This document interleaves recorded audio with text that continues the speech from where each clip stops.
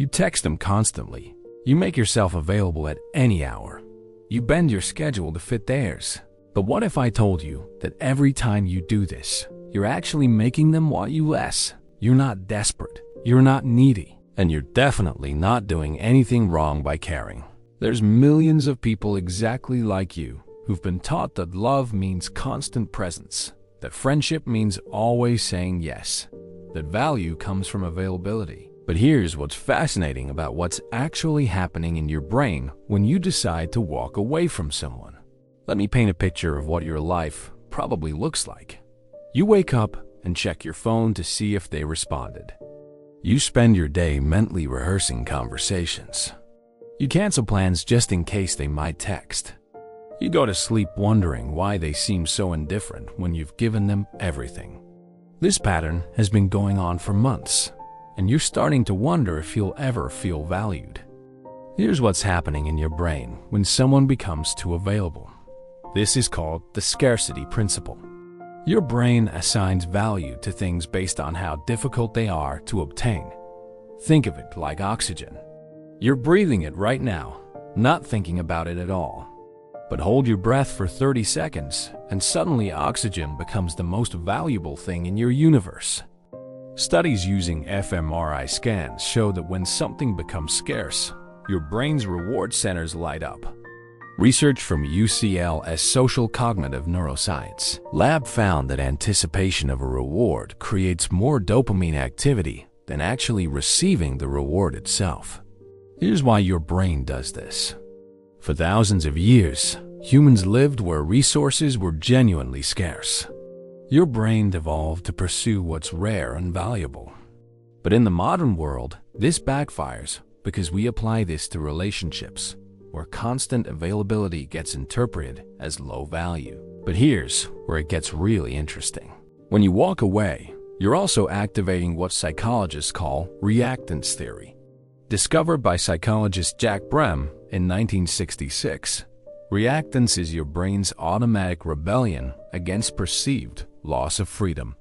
The moment you become unavailable, their brain perceives a threat and generates intense motivation to restore it. Now, you might have heard of playing hard to get, but this is different. Meet Sarah.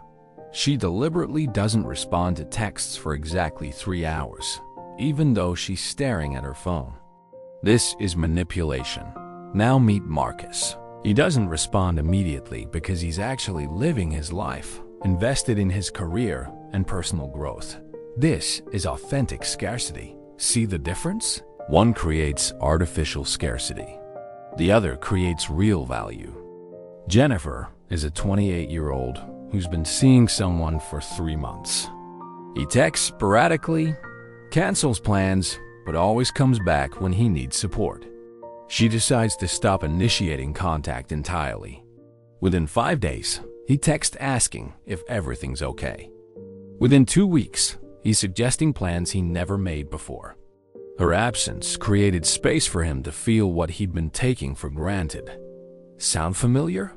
Let's talk about what you're probably dealing with. Constant availability creates real problems. Resentment buildup. You start hating people you care about because relationships feel one-sided. Identity erosion. You lose track of who you are outside relationships. Self-worth collapse. When you're always available and people still don't prioritize you, you start believing you're fundamentally unworthy. And here's the worst part. You probably keep trying harder when things don't work. Every time you double down on availability, you're actually reinforcing the pattern that's making people value you less. This isn't your fault. Your brain learned that earning love requires constant effort. But now you're trapped in a cycle where the harder you try, the less people appreciate you. I'm going to give you the S.A.P method. Silence, activity, presence. First, strategic silence. Stop initiating contact with people who don't reciprocate. Do this. Identify 3 people you contact most frequently. Stop initiating with them for 2 weeks. When someone reaches out, wait a few hours before responding. This works because your brain's dopamine system is built around unpredictability and anticipation. Second, authentic activity. Redirect energy you were spending chasing people into building something meaningful. Choose one skill you've been wanting to develop. Block out 3 time slots per week and treat them as non-negotiable. This works because humans value what other people value. When you're visibly invested in your development, it signals your high value with options. Third, powerful presence. When you do show up, be fully there, engaged, present, genuinely connected. Set aside specific time to really connect. Eliminate distractions, then return to your life. Quality of attention is more powerful than quantity of time. Here's what's going to happen. You're going to feel guilty. You're going to want to check your phone constantly. You'll have days where you break and reach out first. That's completely normal. Progress isn't linear. But every time you choose yourself, you're rewiring neural pathways. Here's what you need to understand about yourself. You're not needy. You're someone with high capacity for love who's been directing it toward people who haven't earned that investment. What you thought was weakness is actually your greatest strength when you're selective.